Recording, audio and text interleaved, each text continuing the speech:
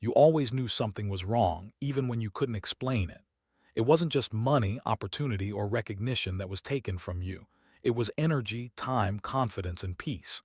As a chosen one, you are highly sensitive to shifts in the spiritual atmosphere, and that's why the theft felt heavy, confusing, and deeply personal. You questioned yourself, replayed conversations, and wondered how people you trusted could benefit while you struggled. That wasn't coincidence. It was spiritual imbalance. Some of your enemies didn't come with obvious hatred. They smiled, praised you, and even prayed with you, yet quietly siphoned what was meant for your destiny.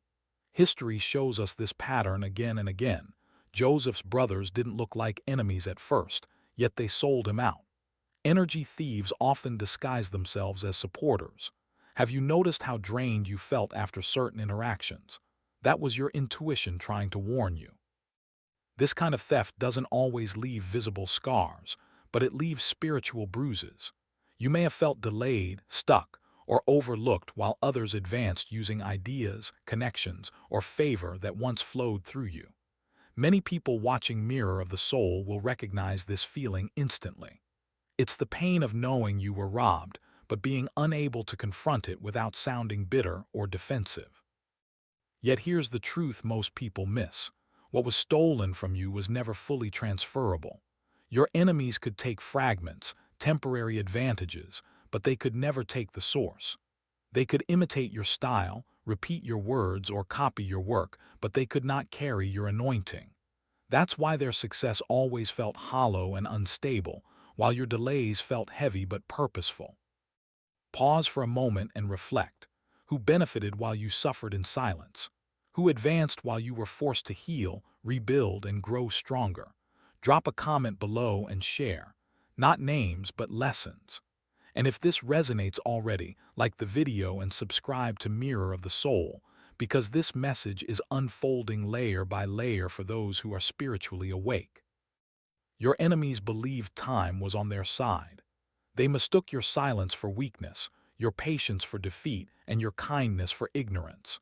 In a world obsessed with instant results, they assumed that if consequences didn't arrive immediately, they never would. But spiritual law doesn't operate on human impatience. It operates on divine precision. Psychology even supports this pattern. Studies show that people who exploit others often rationalize their behavior by minimizing harm or exaggerating their own entitlement. In simple terms, they told themselves they deserved what they took from you. They convinced themselves that you were too slow, too soft, or too spiritual to notice. That belief gave them false confidence. But what they didn't understand is that chosen ones are often protected through delay. While they rushed ahead using stolen momentum, you were being prepared internally. Your character, discernment, and spiritual authority were strengthening quietly. This is why rushed success collapses and delayed success endures. Have you noticed how people who wronged you are constantly anxious, defensive, or unstable? That's not peace. That's fear. There is a universal principle that cannot be broken without consequence. What is taken unjustly creates a debt. This law exists across religions, philosophies, and even quantum theory. Energy that is stolen must rebalance itself. That rebalance often looks like loss, exposure, or sudden downfall for the one who benefited unfairly. Your enemies didn't just steal from you, they interfered with an assignment. When someone interferes with a divinely aligned path, the correction is never small. The Bible, ancient Eastern teachings, and modern psychology all agree on one thing. Actions that violate integrity eventually destabilize the actor. They may gain temporarily, but internally they fracture. You, on the other hand, were forced to build resilience. You learned discernment. You developed depth. While they relied on shortcuts, you learned strategy. While they chased validation, you cultivated inner authority. This is why many chosen ones experience a season of isolation. It's not punishment, it's refinement. The spiritual law your enemies violated also explains why they are restless now. Even if you haven't seen the collapse yet, the internal unraveling has already begun. Sleep problems, relationship conflicts, financial leaks, reputation damage. These are early signs of energetic repayment. Loss always starts invisibly before it manifests publicly. Not everyone is tested through betrayal, theft, and injustice, but chosen ones often are. That's because your destiny requires discernment, humility, and unshakable faith. If everything came easily, you'd never develop the strength needed to sustain what's coming next. Tests reveal capacity. Many spiritual teachers explain that those with high purpose attract both helpers and harvesters. Harvesters take without planting. They see your light and want its benefits without its responsibility. This is why your life felt like a battlefield while others seemed to coast. You weren't unlucky, you were selected for refinement. Think about it. Had you succeeded early with the wrong people around you, the loss would have been greater later. The delay protected you. The exposure removed imposters. The pain sharpened your discernment. Now, when elevation arrives, it won't be fragile. It will be rooted. Before collapse becomes visible, panic always appears quietly. Your enemies are not shouting their fear, they're leaking it through behavior. Sudden mood swings, erratic decisions, unnecessary bragging, and forced confidence are not signs of victory. They are symptoms of internal pressure. When people sense that something is slipping out of their control, they overcompensate. Have you noticed them becoming louder, more defensive, or strangely obsessed with proving themselves? One of the clearest signs of panic is restlessness. Spiritually unprotected people cannot rest when judgment approaches. Sleep becomes shallow, thoughts race, and paranoia sets in. They start questioning everyone around them because deep down, they know betrayal entered their life the same way it exited yours, through them. Energy returns the way it was sent. Another sign is impulsive exposure. When fear grows, discipline collapses. They begin saying too much, revealing motives, contradicting their own stories. In psychology, this is called stress-induced self-sabotage. In spiritual terms, it's truth pushing its way to the surface. You didn't have to defend yourself. Time is doing that for you. Divine exposure is rarely dramatic at first. It doesn't start with public humiliation. It starts with loss of control. The very systems your enemies use to manipulate outcomes begin turning unpredictable. Allies distance themselves. Plans fall through. Opportunities dry up without explanation. This is how higher justice works. It removes protection before it removes position. What makes divine exposure powerful is that it's self-inflicted. Your enemies will reveal themselves through greed, pride, or desperation. They might overreach, take one step too far, or underestimate someone they once controlled. The same traits that helped them exploit you now become the tools of their undoing. You may notice people asking questions about them, subtle ones at first. Is that really true? Something doesn't add up. This is the beginning of narrative collapse. Lies require constant maintenance, and when energy support is withdrawn, the structure weakens. Truth, on the other hand, sustains itself effortlessly. Meanwhile, you are being repositioned quietly, not loudly, not forcefully. Doors open through unexpected conversations, chance meetings, or internal clarity. Divine justice doesn't just punish, it reassigns. What they took from you begins finding its way back in new, cleaner forms. No downfall happens alone. When someone builds success on exploitation, their foundation is relationally weak. Their connections are transactional, not loyal. When pressure rises, those connections dissolve. People who once benefited from their power begin distancing themselves to avoid being caught in the fallout. You might see former allies suddenly go silent. Invitations stop, calls go unanswered. This isn't coincidence, it's instinct. Humans sense energetic shifts even when they can't explain them. When protection lifts, people move away instinctively, like animals before a storm. Another painful reality for your enemies is this: they don't trust anyone anymore. Because they betrayed you, they expect betrayal everywhere. This creates isolation. Isolation amplifies fear. Fear accelerates mistakes. What looks like strength on the outside is loneliness on the inside. Contrast that with your journey. Even if you walked alone for a season, your solitude produced clarity, not paranoia. You learned to trust yourself, your intuition, and your higher guidance. That's why new connections entering your life now feel calmer, cleaner, and more supportive. There is always a turning point, a quiet one. It doesn't announce itself with fireworks. It feels like relief without explanation, confidence without arrogance, peace without proof. That's when alignment locks in. That's when what was delayed begins to accelerate. You may suddenly feel motivated again. Ideas flow. Energy returns. Creativity wakes up. These are not random boosts. They are signs that resistance has lifted. When what blocked you is removed, movement becomes natural. You stop forcing outcomes and start attracting them. At the same time, your enemies experience stagnation. What once worked no longer does. Their effort increases while results decrease. This is a classic spiritual reversal: maximum output, minimum return. Meanwhile, you experience minimum effort, maximum alignment. That's how you know justice is active. What's powerful is that you won't even need to watch their downfall. Your focus shifts forward. Indifference replaces resentment. Healing replaces hunger for revenge. That's when you truly win, not when they fall, but when you rise untouched by bitterness. Anything gained through manipulation carries a hidden expiration date. What your enemies took from you was never rooted in truth, effort, or divine alignment, and because of that, it lacks the strength to endure pressure. It may have looked stable at first: applause, money, status, but appearances are deceiving when foundations are crooked. Sustainability requires integrity, and integrity was missing from the beginning.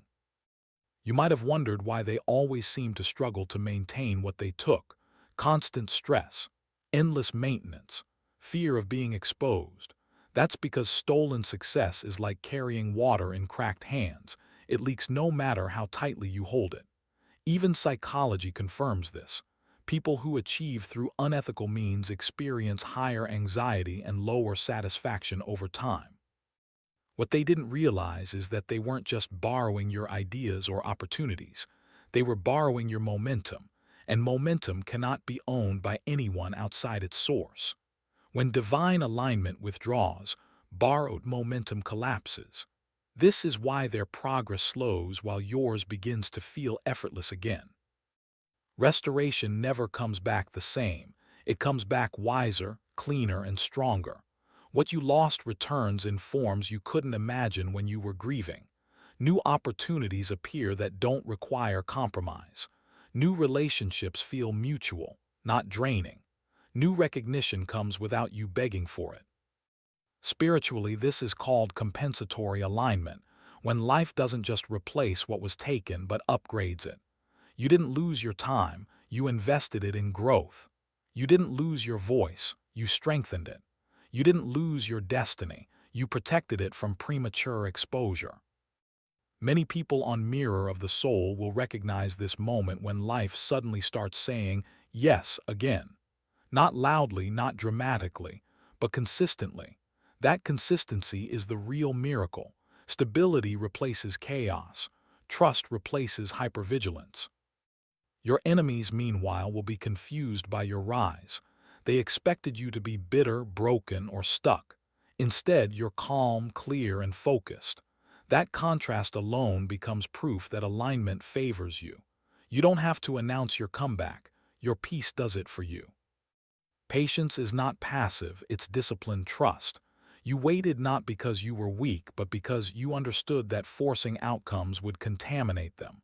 While others rushed, you endured. While others manipulated, you remained grounded.